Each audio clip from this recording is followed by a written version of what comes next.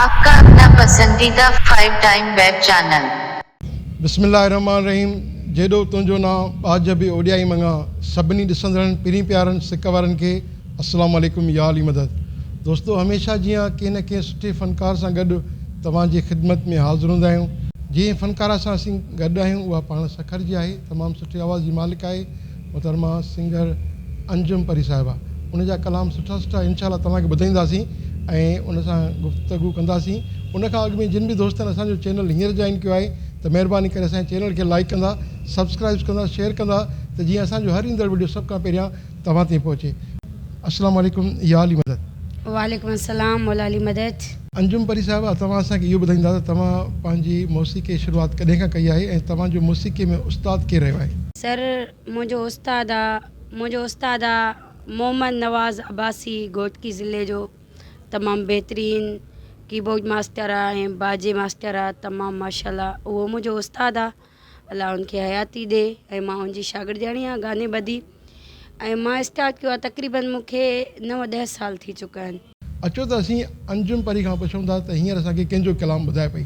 हींअर मां तव्हांखे मीर मोहम्मद घोटे साहिब जी तमामु बहितरीनु शाइरी ॿुधाए रही आहियां ऐं नाज़रीन तव्हां पंहिंजी राय खां ज़रूरु आगाह कजो ऐं असांखे कमेंट्स ज़रूरु ॾिजो। हिकु ॾींहुं छॾींदियूं मारे अला इहे तुंहिंजूं बेपरवायूं। हिकु ॾींहुं छॾींदियूं मारे अला इहे तुंहिंजूं बेपरवायूं। इहे तुंहिंजूं बेपरवायूं, इहे तुंहिंजूं बेपरवायूं। कॾहिं मूंखे छॾींदियूं गारे अला इहे तुंहिंजूं बेपरवायूं। हिकु ॾींहुं छॾींदियूं मारे अला इहे तुंहिंजूं बेपरवायूं।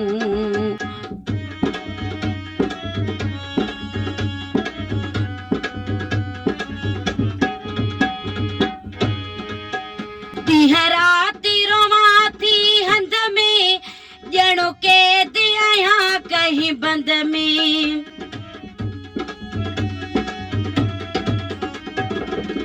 ॾींहं राति रोवां थी हंध में, ॼणो कैद आहियां कंहिं बंद में। विझी सूर छॾिया थी कंध में, पई बाहि बरे संद संद में।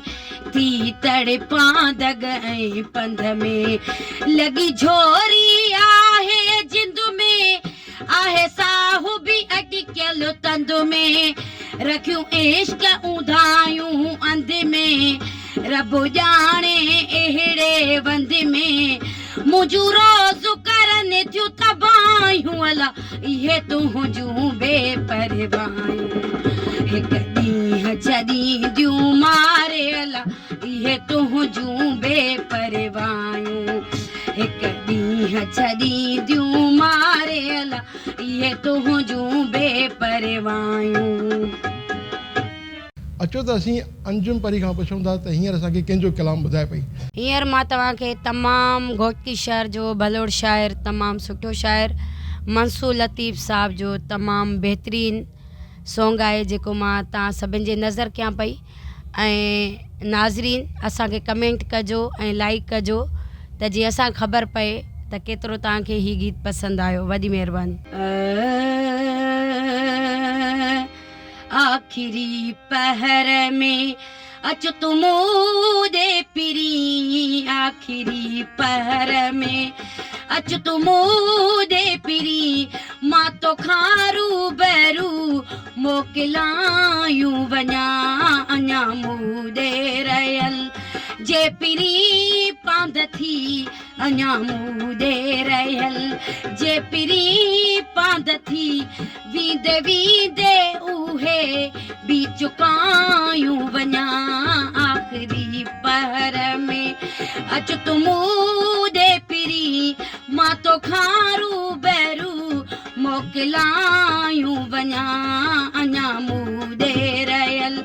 जे पिरी पांद थी अञा मूं ॾे रहियल। जे पिरी पांद थी वींदे वींदे उहे बि चुकायूं वञा। आखिरी पहर में।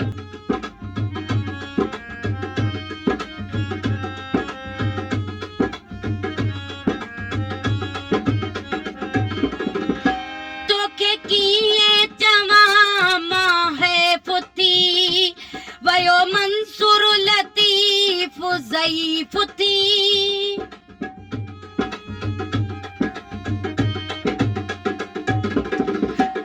तोखे किए चवामा है फुती वयो मंसूर लतीफ ज़ईफ थी।